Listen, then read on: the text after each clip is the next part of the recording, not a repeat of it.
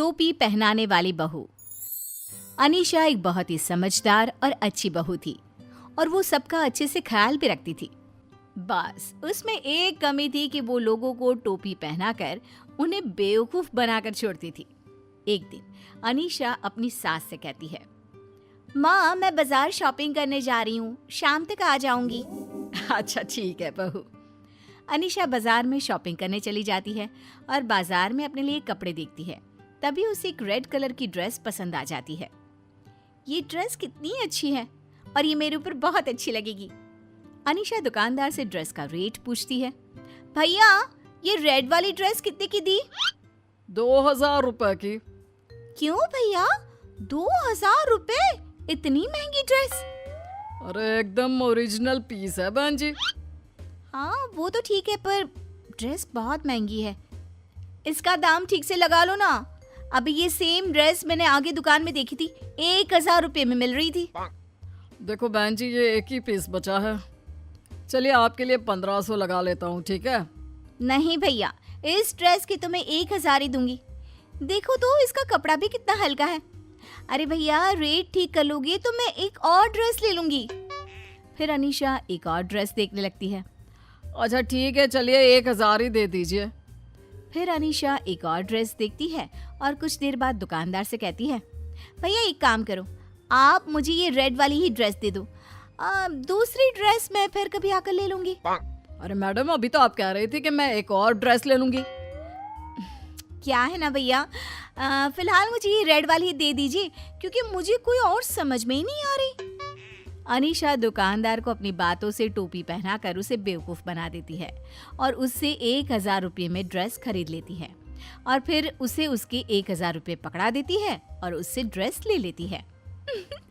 Shopping तो हो गई, चलो अब घर चले। अनीशा ऑटो वाले को रोकती है और उसे अपने घर चलने के लिए कहती है। भैया चलोगे क्या? हाँ हाँ बहन जी, 100 रुपए लगेंगे। 100 रुपये? अरे भैया पास ही में तो है, 50 ले लेना। चलिए आप 80 दे देना।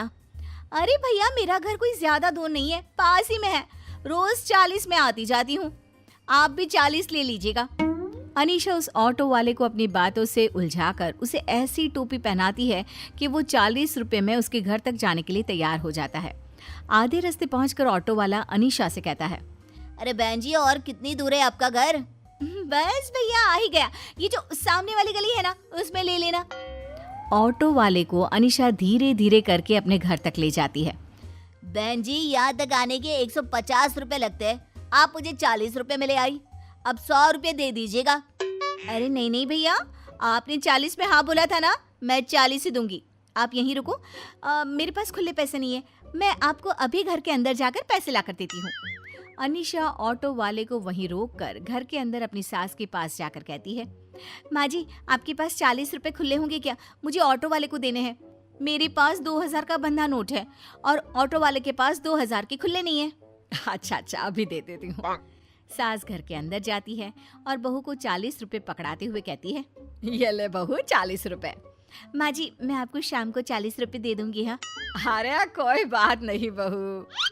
अनीशा ऑटो वाले को पैसे देकर अपने कमरे में चली जाती है और अपने कपड़े देखकर बड़ी खुश होती है। इतनी अच्छी ड्रेस मुझे कितने सस्ते दाम में मिल गई और ऑटो वाले ने भी कम पैसे में घर तक छोड़ दिया और ऑटो वाले के पैसे भी माँ जी से ही ले लिए। बहुत अच्छा रहा आज तो। शाम हो जाती है, फिर अनीशा घर के कामों में लग जाती है और जैसे ही रात होती है वो खाना बनाने की तैयारी में लग जाती है। जब खाना बनकर तैयार हो जाता है वो सबको खाने की टेबल पर आने के लिए आवाज लगाती है, खाना लग गया है जल्दी से आ जाओ। फिर अनीशा, उसकी सास और उसका पति सुनील खाना खाने आ जाते हैं। सभी लोग जब खाना खा लेते हैं तो अपने कमरे में सोने चले जाते हैं। फिर अगली सुबह अनीशा सोकर उठती है और किचन में चाय बनाने के लिए जाती है। अपनी सास को देखकर कहती है, माँ जी आप इतनी अच्छी चाय कैसे बना लेती हैं? मुझे भी बनाना सिखा दो ना, मैंने कितनी कोशिश की आपके जैसे चाय बनाने की पर बनती नहीं है। अरे तुझे मेरे हाथ की चाय अच्छी लगती है ना, तो मैं तुझे बनाकर पिलाती हूँ ना। अनीशा की सास अपनी चाय की तारीफ सुनकर खुश हो जाती है और वो अनीशा के लिए चाय बनाकर उसे पीने के लिए देती है। जैसे ही अनीशा अपनी सास की बनाई हुई चाय पीती है, माँ जी, आपके हाथ में तो जादू है, जादू। आपके हाथ की बनी चाय पीकर तो बस दिन बन जाता है, मन करता है पीती ही जाओ। अनीशा की सास अपनी तारीफ सुनकर खुश हो जाती है और फिर हर सुबह रोज अनीशा को चाय बनाकर पिलाती। अनीशा भी अपनी सास को बेवकूफ बनाकर अंदर ही अंदर बड़ी खुश हो रही थी। मेरा तो काम हो गया, अब मुझे रोज चाय बनानी नहीं पड़ेगी, उल्टा मुझे माँ जी के हाथ की बनी हुई चाय पीने मिल जाएगी। अच्छी टोपी पहनाइए माँ जी को। ऐसे ही अनीशा को जब भी मौका मिलता वो किसी न किसी को टोपी पहनाकर बेवकूफ बनाती। अब तो अनीशा की इस आदत से उसका पति और उसकी सास परेशान हो चुके थे। ये अनीशा टोपी पहनाने का कोई मौका नहीं छोड़ती, जब देखो बेवकूफ बनाकर चली जाती है। फिर अनीशा की सास उसकी टोपी पहनाकर बेवकूफ बनाने की आदत को सुधारने के बारे में सोचने लगती है। इसे कैसे सुधारूं कि ये लोगों को टोपी पहनाना छोड़ दे। और अगले दिन सुबह सुबह अनीशा की सास की बहन उनके यहाँ रहने आती है तो अनीशा की सास अपनी बहन को देखकर बड़ी खुश होती है। अरे दीदी कैसी हो, घर तक आने में आपको कोई परेशानी तो नहीं हुई ना? अरे नहीं नहीं, मैं तो यहाँ बड़े आराम से पहुँच गई। तभी अनीशा की सास की बहन अनीशा से कहती है, बहू, तेरे पास 500 रुपए होंगे क्या? अब हाँ माँ जी। वो जरा बाहर ऑटो वाला खड़ा है, उसे जाकर दे दे। मेरे पास खुले पैसे नहीं, मैं तुझे बाद में दे दूंगी। अनीशा अपनी सास की बहन को मना नहीं कर पाती और ऑटो वाले को 500 रुपए दे देती है। मैं सबको टोपी पहनाती थी, आज मुझे ही मौसी जी ने टोपी पहनाकर बेवकूफ बना दिया। तभी अनीशा की सास की बहन अनीशा से पूछती है, बहू, चाय वाय बना लेती हो या नहीं? जी वो माँ जी जितनी अच्छी चाय बनाना नहीं आता मुझे। अरे नहीं नहीं दीदी, अनीशा तो बड़ी ही अच्छी चाय बनाती है। तुम एक बार उसके हाथ की बनी चाय पियोगी तो तुम्हारा और मन करेगा कि हर बार उसके हाथ की ही चाय पीऊं। अनीशा कुछ नहीं बोल पाती और ना चाहते हुए सबके लिए चाय बनाकर लाती है। माँ जी, चाय।